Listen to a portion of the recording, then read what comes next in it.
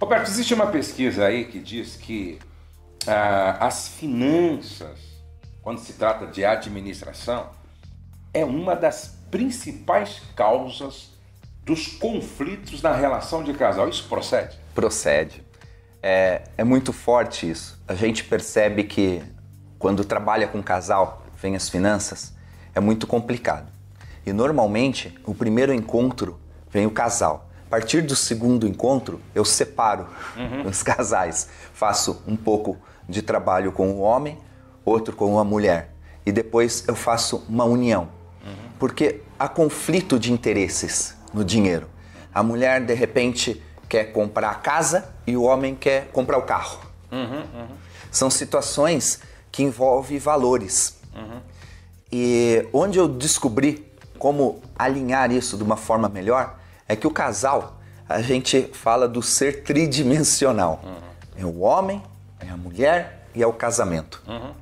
Então a gente tem que unificar esses interesses e respeitar os interesses. O interesse do homem, as coisas são prioridades para ele, de repente um jogo de futebol, que ele vai jogar com os amigos. A esposa também tem os interesses dela e tem o interesse do casal. O interesse do casal, da família, ele não pode ter conflito. A mulher pode não gostar de assistir o marido jogar um futebol e tá tudo bem. Como o homem pode não gostar da mulher no encontro que ela vai com as amigas e tá tudo bem, ele não vai lá, ela também não vai. Mas o da família não pode haver conflito. Então ali os valores têm que ser equilibrados. E o que dá grande problema é quando não existe essa prioridade na família e ele gasta dinheiro com coisa dele e falta da família, ela gasta dinheiro com coisas dela e falta no da família, é onde o conflito explode e aí tem divórcio, discussões, brigas. Então, uma das perguntas na administração financeira do casal é o que nós estamos fazendo em relação ao dinheiro está afetando a saúde do casamento? É isso aí. Né? Agora, se você pudesse dar, por exemplo, 3, 4 dicas para o casal administrar melhor as finanças, o que você diria? São os princípios financeiros. Porque quando a gente fala de saúde financeira, paz financeira, ela envolve 4 áreas. Uma área é a doação. Tá? Outra área é a diversão. O casal tem que se divertir, ir a um cinema, ir a um restaurante, não todo dia. Mas, claro. De acordo com o tempo e os recursos de cada um. Fazer as viagens deles, investir para o futuro. Então tem a reserva de como o casal vai se preparar para ter uma aposentadoria digna. E a qualidade de vida da família. O plano de saúde, a manutenção da alimentação, a escola dos filhos. Então tem essa organização, porque as pessoas fazem muito o quê? É a anotação financeira. Anotação financeira, a gente está falando de passado. Eu gastei com isso, mas e o futuro? Como é que vai ser? Então eu tenho que ter um planejamento, e como é esse planejamento? É a diversão, é o planejamento do investimento futuro, é a doação e a qualidade de vida da família. A partir daí, eu vou chegar a um orçamento de quanto isso custa. E vou trabalhar para ter esse dinheiro.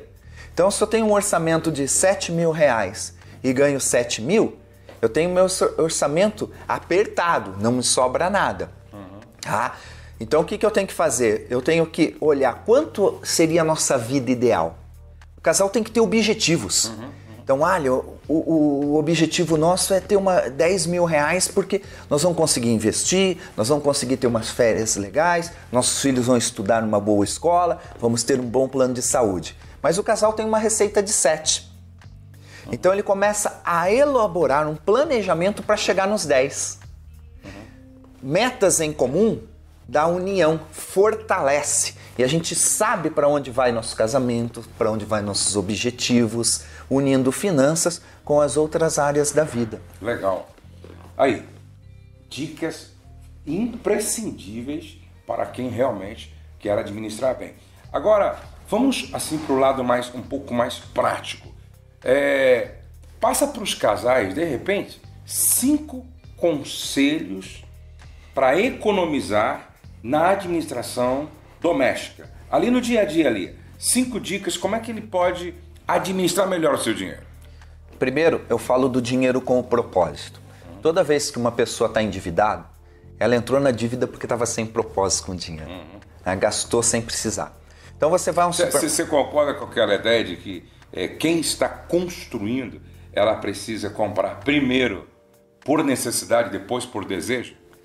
Sempre é a necessidade em primeiro lugar. O desejo vem em segundo plano. Porque o desejo é o supérfluo. Não é a necessidade, né? Senhor é meu pastor, nada me faltará. Então, se eu for primeiro em desejos, eu vou deixar falta. Exatamente. Alguma coisa vai faltar. Então, o que eu tenho que fazer?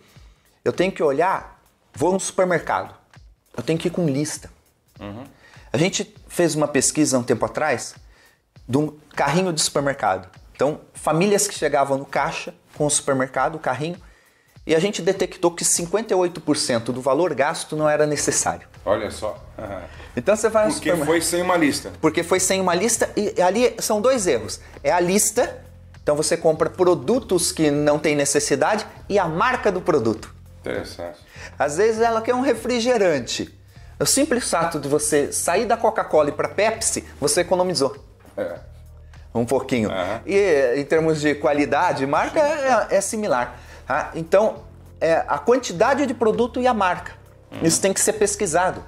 E o supermercado que você vai também.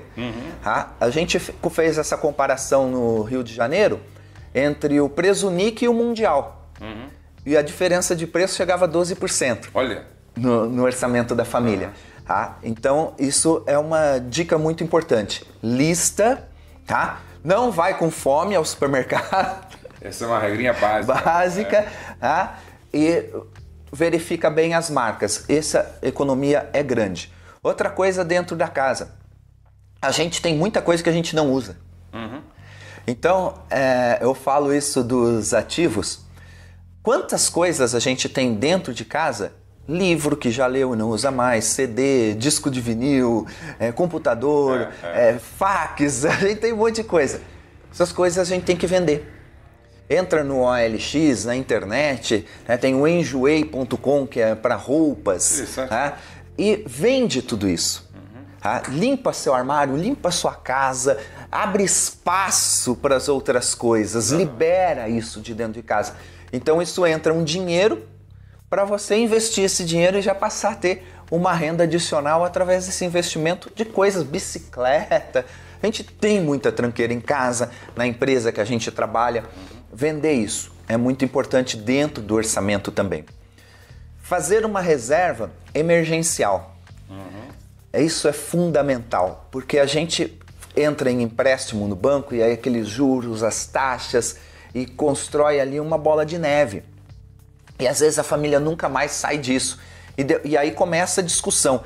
Mas foi você que fez o empréstimo, um acusa o outro. Então, tem que ter essa reserva emergencial, separar parte do salário para guardar esse dinheiro para ter a reserva amanhã. Acontece emergência na vida da gente, bater um carro, tem que pagar uma franquia, uma doença que aparece, perde o emprego inesperado. Então essa reserva vai dar uma paz, vai dar uma tranquilidade na família da gente. Outra é investir sempre. A gente tem que ter um investimento. E o investimento tem que ter um propósito.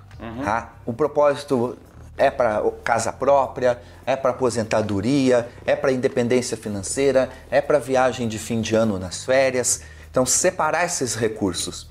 Muita gente não faz isso e aí vai lá na agência de turismo, compra viagem em 10, 12 vezes e aí tira uma semana de férias e fica um ano pagando aquilo, fica estressado. Exatamente.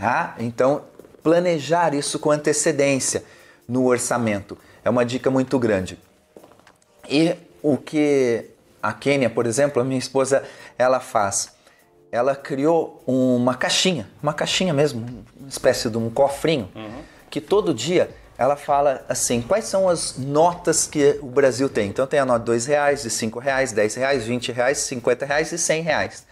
Fala, dentro do seu orçamento, ela fala, todo dia pega uma nota dessa e coloca nessa caixinha, guarda. E ela fala, 24 semanas você fazer isso. Legal. Você juntar esse dinheiro num canto e depois de 24 semanas, que são 6 meses, né? você vai pegar e vai somar quanto tem nessa caixinha. Legal. E aí a gente começa, você tem uma surpresa com aquele valor que você juntou. E aí você vai decidir o que você vai fazer, se você vai poupar, se você vai investir, se você vai comprar uma coisa para o filho, mas você cria o hábito... Umas fériasinhas, É. não é? Num hotel E você vai criar o hábito de depositar. De depositar. É a sua conta financeira pessoal, né, que você economiza dinheiro. Tem uma força simbólica muito grande. Muito grande. Pode ser uma lição para os filhos, né? Ou pode ser um exercício para os próprios filhos, para eles sentirem o gosto de ter algo a longo prazo, que é a um longo prazo, que as crianças são imediatistas, né? A longo prazo, então eles vão ter prazer naquilo e de repente aí pode nascer o desejo de um prazo maior. Um prazo maior, maior. Porque é um hábito. Exatamente, é um hábito. Então você venceu esse hábito das 24 semanas, o próximo que você vai criar um maior. Eu, na minha simplicidade, não investindo, eu ensinei isso para os meus filhos. Eu sempre gostei de ter uma prestação mensal como um investimento a longo prazo. Então eu sempre ensinei meus filhos, olha, eu nunca fico sem uma prestação para pagar ou de um terreno, ou de um imóvel, ou de uma aplicação que lá na frente eu tenha um bom resultado. Tudo que eu conquistei, primeiro eu sempre tive isso que ele falou, eu sempre tive, por exemplo, um objetivo, um propósito, um alvo.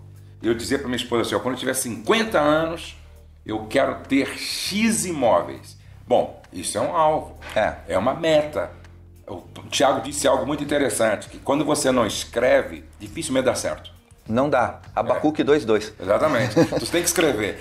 Eu tenho agendas, outro dia o Douglas ficou impressionado, porque eu tenho uma agenda de 28 anos, aonde eu escrevi aonde eu queria chegar.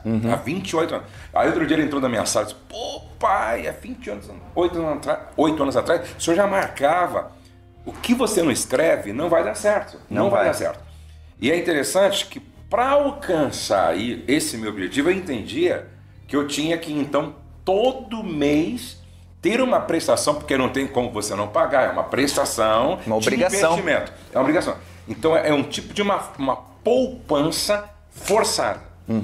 Um dia o Douglas chegou para mim e falou assim, jovem, que é computador, né? Pai, sobrou um dinheiro aqui, e eu vou trocar o meu computador, que saiu novo. Eu falei, não, o seu está muito bom, é um desejo, não é uma necessidade, certo? O seu está muito bom, vou fazer o seguinte, você vai pegar esse dinheirinho, vou te ajudar com um pouquinho, tem um loteamento ali, você vai comprar um terreninho, e todo mês na época, você vai ter uma prestaçãozinha, acho que era R$280. Sabe o que aconteceu? Como passou uns 3, 4 anos, ele quis comprar o terreno em um condomínio.